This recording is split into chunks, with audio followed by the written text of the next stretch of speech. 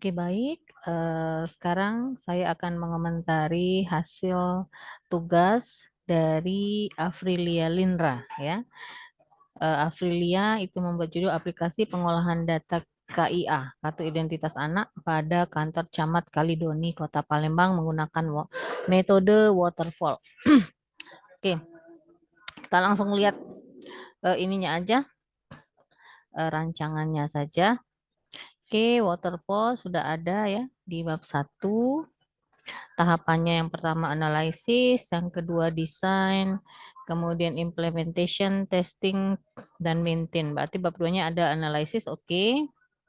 Analisis berarti yang pertama diceritakan itu adalah proses bisnis ya. Oke, ada proses bisnisnya. Oh, ini pengolahan data yang ada saat ini. Kemudian kita langsung lihat ininya aja. Oke lah ini ya, no problem. Oh, langsung ke perangkat lunak. Oh, sudah ada perangkat lunaknya ya? Sudah ada perangkat lunaknya. Ini tampilannya. Oh, cara pertama kali gunakan ya, pakai exam untuk buka database. Oh, kebutuhan fungsional. Oke. Oh, ini. Paten, pelayanan administrasi terpadu kecamatan. Oke.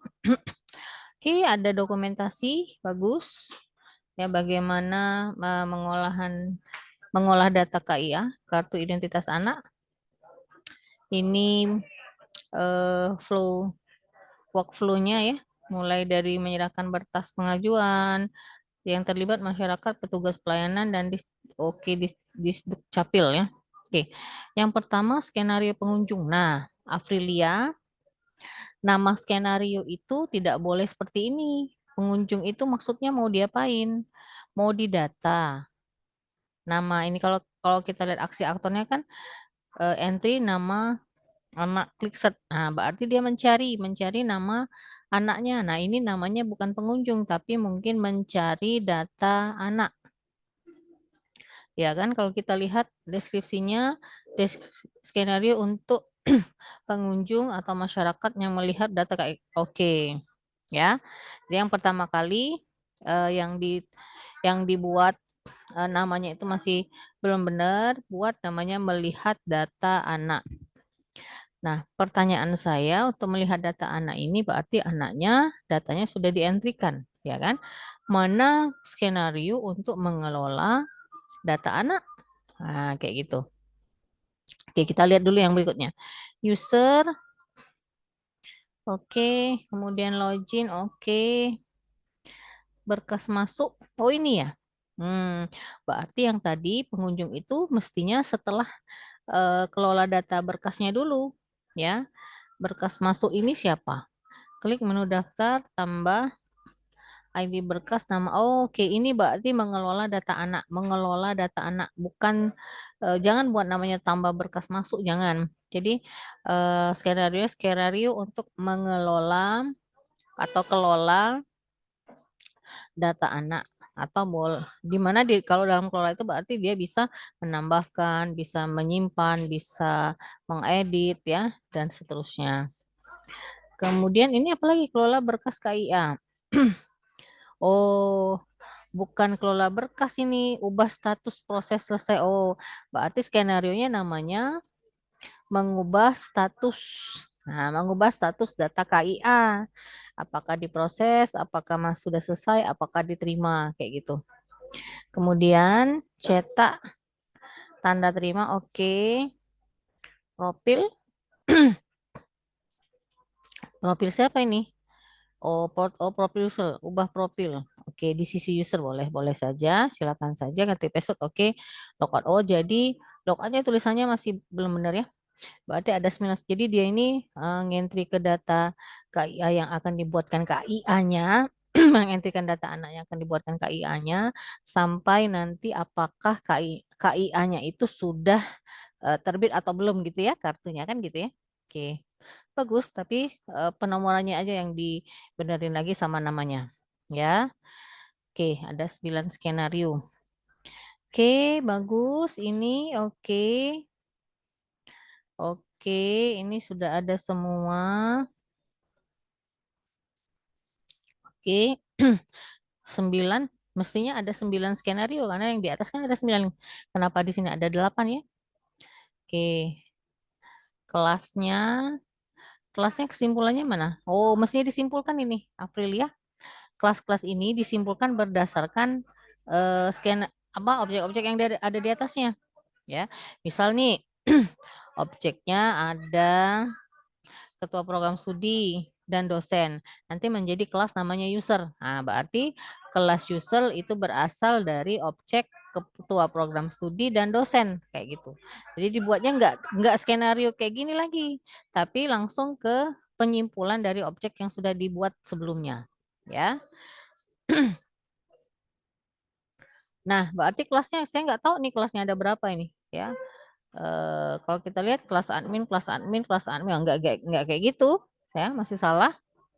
Oke, kelasnya berarti ini ya. Kalau mau mengikuti ini berarti yang di atas juga mengikuti ini. Pengunjung, oke.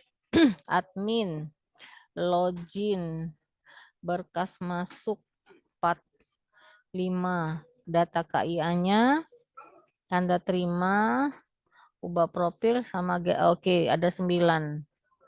Dia itu kelas itu tidak harus berdasarkan skenario Aprilia ya, tapi berdasarkan data yang timbul setelah kita mengidentifikasi objek. Nah, kayak gitu. Oke, ini struktur kelas, hierarki, oke. Nah, ini. Nah, ini satu lagi. Use case diagram itu harus sama jumlahnya dengan skenario. Skenario tadi kan ada 9 skenarionya. Berarti use case-nya harus ada 9 juga. Ini lebih nih. 2, 4, 6, 8, 10, 12, 14. Nah, 14 skenario nggak boleh.